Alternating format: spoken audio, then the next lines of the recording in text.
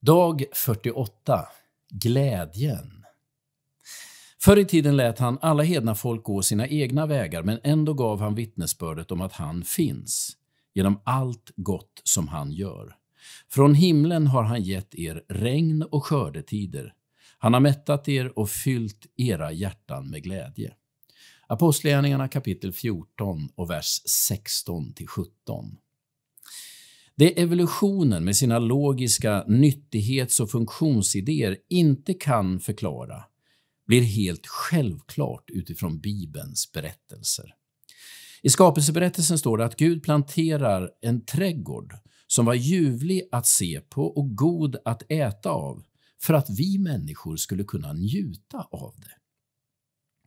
Det är människors välfärd och kultur som är själva grundtanken, inte överlevnaden och nyttan om man läser skapelseberättelsen.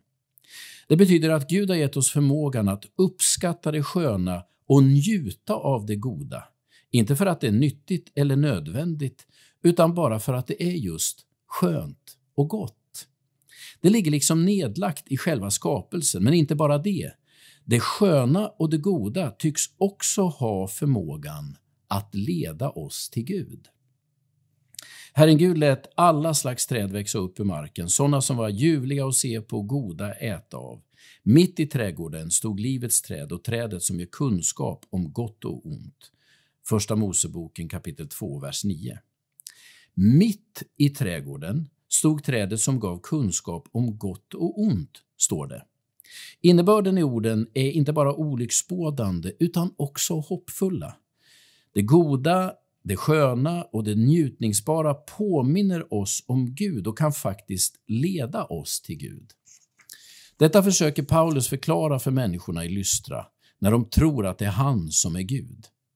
Men ändå gav han vittnesbördet om att han finns genom allt gott som han gör.